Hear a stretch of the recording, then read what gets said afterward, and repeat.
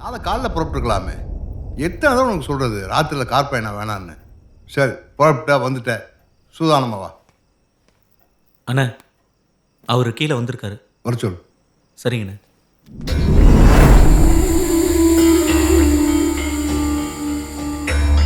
வாங்க மேனன் சார், உட்காருங்க. நீங்கள் மட்டும்தான் വന്നീங்களா?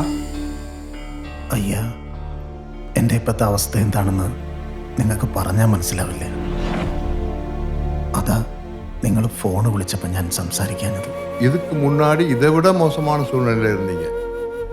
உங்கள் ப்ராப்பர்ட்டியெல்லாம் வச்சுக்கிட்டு உங்களை நம்பி எந்த ஃபைனான்சியலும் பணம் கொடுக்கல, நான் தான் கொடுத்தேன். என்ன ஏமாத்த நினைக்கலாமா? നിങ്ങളിപ്പോൾ എന്ത് പറഞ്ഞാലും കേൾക്കാൻ ഞാൻ ബാധ്യസ്ഥനാണ്. ആ പൈസ തരാൻ എന്നെ കൊണ്ട് പോലും നിവർത്തിയില്ല.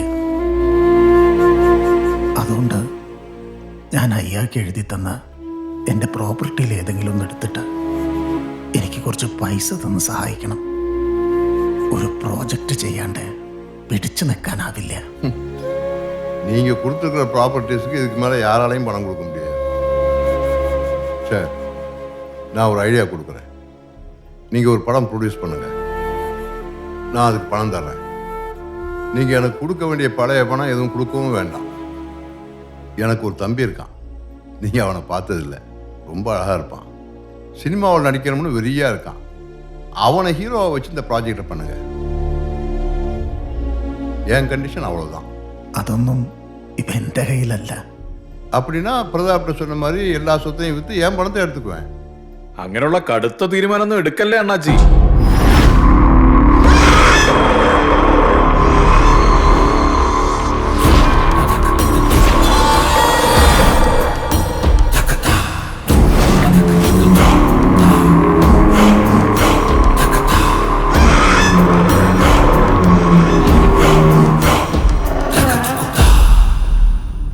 അണ്ണാച്ചി ഞാൻ വേഗം കാര്യത്തിലോട്ട് വരാം. ഈ നിൽക്കുന്ന മേനോൻ സാറ് അണ്ണാച്ചിയിൽ നിന്ന് മേടിച്ചിട്ടുള്ള പൈസയ്ക്ക് പകരം വെച്ചിട്ടുള്ള സ്വത്തുക്കളുടെ ബിനാമി മുതലാളിമാരാണ് ഞങ്ങൾ ഈ പാവങ്ങൾ. പിന്നെ അണ്ണാച്ചി പറഞ്ഞ പോലെ ഒരു തമിഴ് ചെക്കനെ പിടിച്ച് മലയാള സിനിമയിൽ അഭിനയിപ്പിക്കാന്ന് വെച്ചാൽ നടക്കത്തില്ല. കാര്യം മേനോൻ സാറ് കഷ്ടപ്പെട്ടുണ്ടാക്കിയ സ്വത്താണെങ്കിലും അതൊക്കെ ഇപ്പോൾ ഞങ്ങളുടെ പേരില്ല. അതെല്ലാം കൂടെ പെട്ടെന്നൊരുത്തം വന്ന് വിഴുങ്ങാന്ന് വെച്ചാ അത് സഹിക്കാൻ പറ്റുമോ അണ്ണാച്ചി? പിന്നെ എൻ്റെ കാര്യം പറയാനാണെങ്കിൽ ഈ പ്രൊഡക്ഷൻ കൺട്രോളറായിട്ടൊക്കെ എത്ര നാളെന്ന് വെച്ചാൽ ഇവൻ്റെയൊക്കെ മൂടും താങ്ങി നിൽക്കുന്നത്. ഭയങ്കര ബോറടിയാ. പിന്നെ ഇപ്പം ആകെ ചെയ്യാൻ പറ്റുന്നൊരു കാര്യം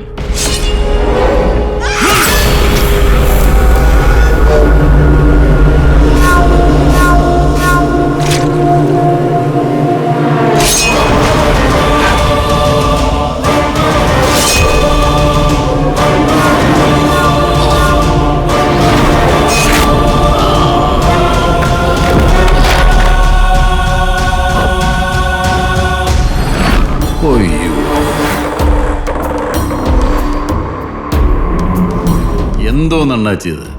കുറച്ച് കാശ് കടം മേടിച്ച് തിരിച്ചു തരാൻ വൈകിയെന്ന് പറഞ്ഞ് മേനോൻ സാറിനെ കൊല്ലണമായിരുന്നോ? എവിടെയാ നമ്മുടെ ഡോക്യുമെന്റ്സ് ഇരിക്കുന്നത്? ആ ഡോക്യുമെന്റ്സ് എവിടെ? നമ്മൾ ഇങ്ങനെ ചോദിച്ച അണ്ണാച്ചി തരുമെന്ന് എനിക്ക് തോന്നുന്നില്ല.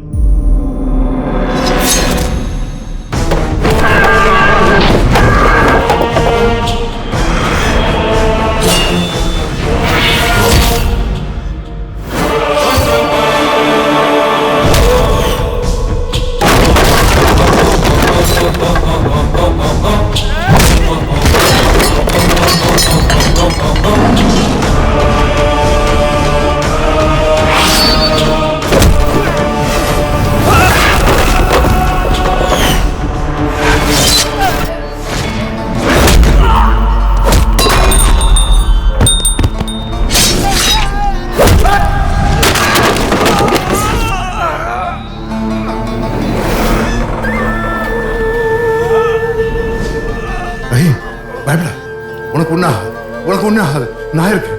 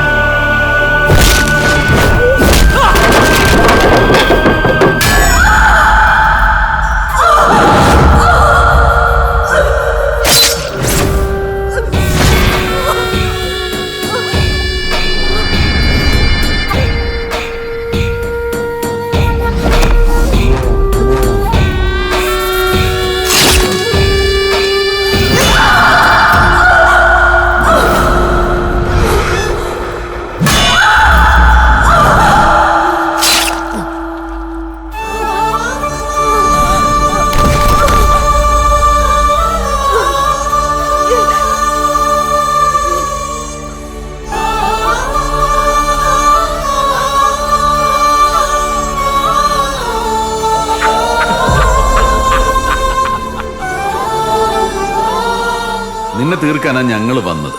ഇവിടെ വന്നപ്പോഴാണ് ഇവർക്ക് നിന്നെ വേണോന്ന് ഈ കുമാർ പറയുന്നത്. അപ്പൊ പിന്നെ ഞങ്ങളങ്ങ് ജോയിന്റ് ആയി. இன்னைக்கு உன் தம்பிக்கு சாந்தி முகூர்த்தம் இல்லடா, சாவு முகூர்த்தம்.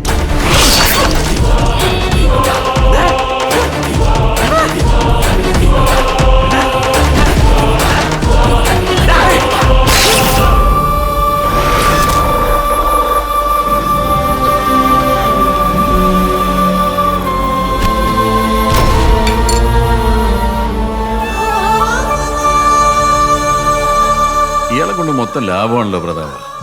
നമ്മൾ അവസാനത്തേക്ക് ബാക്കി വെച്ചിരുന്ന പണി പുള്ളി ആദ്യമേ തന്നെ അങ്ങ് ചെയ്ത് തീർത്തു.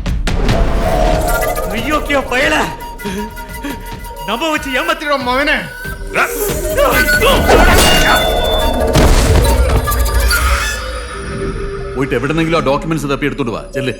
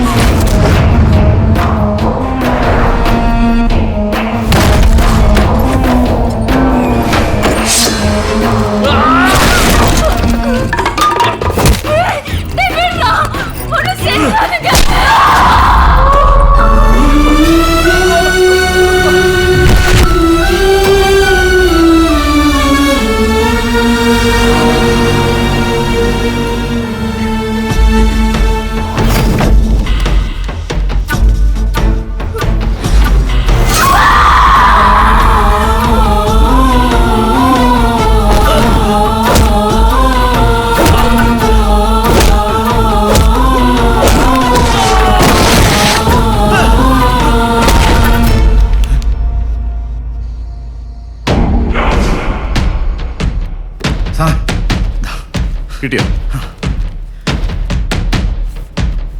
ഇതിനു വേണ്ടിയായി മെനക്കെട്ടതൊക്കെ.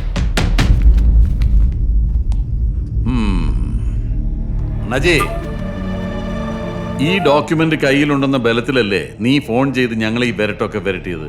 ലടാ കോപ്പേ, ഇത് കോടിക്കണക്കിന് രൂപയുടെ മുതലാ. നിന്നെ കൊന്നിട്ടാണെങ്കിലും ഇതെടുത്തിട്ട് ഞങ്ങൾ പോവും.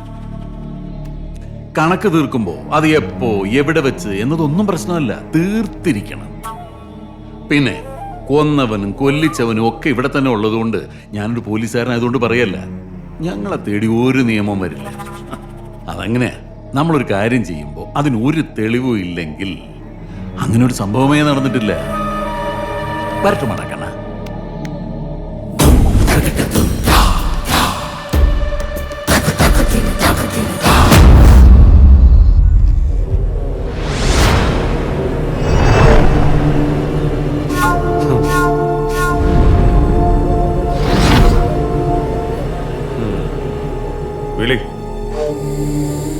ഹലോ പപ്പ, ഇയാള് തീർന്നു.